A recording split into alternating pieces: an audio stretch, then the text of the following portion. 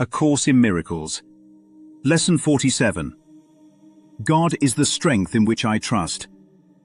If you are trusting in your own strength, you have every reason to be apprehensive, anxious, and fearful.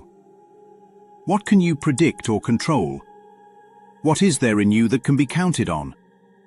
What would give you the ability to be aware of all the facets of any problem and to resolve them in such a way that only good can come of it? What is there in you that gives you the recognition of the right solution and the guarantee that it will be accomplished? Of yourself, you can do none of these things. To believe that you can is to put your trust where trust is unwarranted and to justify fear, anxiety, depression, anger, and sorrow. Who can put his faith in weakness and feel safe? Yet who can put his faith in strength and feel weak? God is your safety in every circumstance. His voice speaks for him in all situations and in every aspect of all situations, telling you exactly what to do to call upon his strength and his protection. There are no exceptions because God has no exceptions. And the voice which speaks for him thinks as he does. Today we will try to reach past your own weakness to the source of real strength. 4 5-minute practice periods are necessary today, and longer and more frequent ones are urged. Close your eyes and begin, as usual, by repeating the idea for the day. Then spend a minute or two in searching for situations in your life which you have invested with fear, dismissing each one by telling yourself, God is the strength in which I trust. Now try to slip past all concerns related to your own sense of inadequacy. It is obvious that any situation that causes you concern is associated with feelings of inadequacy, for otherwise you would believe that you could deal with the situation successfully. It is not by trusting yourself that you will gain confidence, but the strength of God in you is successful in all things. The recognition of your own frailty is a necessary step in the correction of your errors, but it is hardly a sufficient one in giving you the confidence which you need and to which you are entitled. You must also gain an awareness that confidence in your real strength is fully justified in every respect and in all circumstances. In the latter phase of the practice period, try to reach down into your mind to a place of real safety. You will recognize that you have reached it if you feel a sense of deep peace, however briefly. Let go all the trivial things that churn and bubble on the surface of your mind and reach down and below them to the kingdom of heaven. There is a place in you where there is perfect peace. There is a place in you where nothing is impossible. There is a place in you where the strength of God abides. During the day, repeat the idea often. Use it as your answer to any disturbance. Remember that peace is your right because you are giving your trust to the strength of God. Lesson 47. God is the strength in which I trust. You are not afraid of the world. You are afraid of being the boiler. There was a man who inherited an old brick building on the edge of a winter city. It had tenants on every floor, families, an accountant, a dance studio that practiced at night. The building was heated by a massive iron boiler in the basement, the kind that had been there longer than anyone remembered. The man had never run a building before, but when the first cold front came, he stood in the lobby, staring at the thermostat as if it were a moral test. What if I don't get this right? What if the pipes freeze? What if they all blame me? Upstairs in his apartment, he filled a pot with water and turned the stove to high. He watched it churn and bubble. Steam rose. The lid rattled.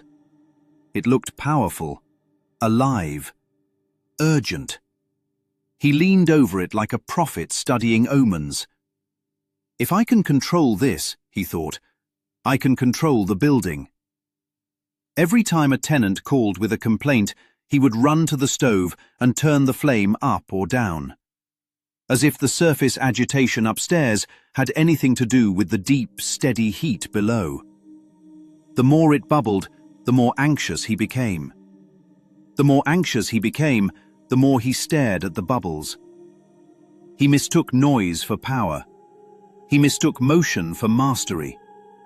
He mistook froth for fire. One night, the dance instructor knocked on his door.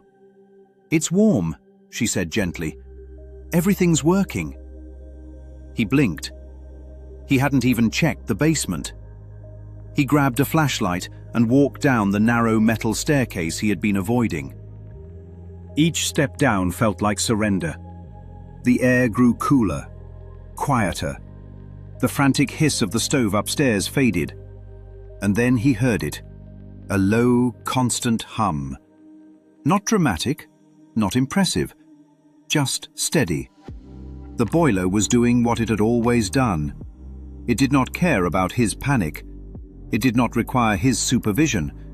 It did not need him to chant over it or analyze its mechanics every hour. It simply abided. He stood there, flashlight in hand, and felt something unfamiliar. Relief. The building had never been depending on the pot upstairs. The tenants had never been warmed by the froth. They were warmed by a source beneath the noise. This is what it means to reach down into the mind to a place of real safety. Not to manipulate the surface, not to spiritually season the steam, but to descend beneath the churn and bubble. The ego lives at the stove. It thrives on agitation. It says, watch closely, adjust constantly, predict everything. What can you control? What can you guarantee? And because it cannot guarantee anything, it justifies fear.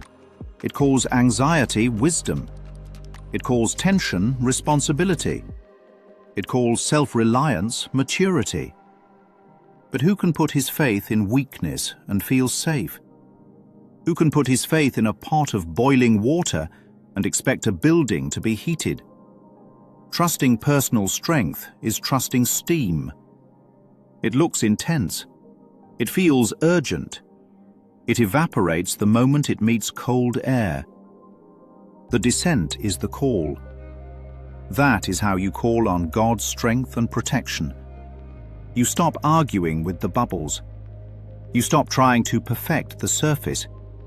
You stop narrating the storm, and you say quietly, even if your hands are shaking, God is the strength in which I trust. Not as a spell, not as denial, but as a redirection of authorship. You walk down the interior staircase of the mind, past the complaints, past the projections, past the mental rehearsals of what might go wrong, and you wait until you hear the hum.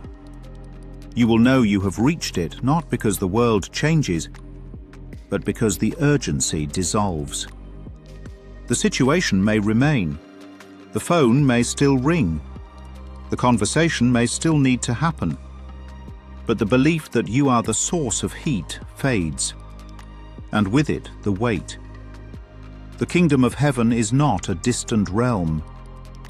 It is the boiler room of the mind, the depth where strength abides independent of circumstance, the place in you where nothing is impossible because nothing is personally managed.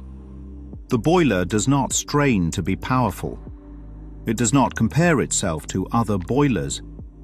It does not ask whether it is adequate. It simply is connected. The man went back upstairs. The pot was still boiling, but he turned the stove off. He no longer needed the performance. When the next tenant called, he did not run to the kitchen. He remembered the hum, and that remembering changed the tone of his voice, not because he had solved every future problem, but because he was no longer pretending to be the source. Peace was not manufactured. It was uncovered. The building had always been held, and so had he.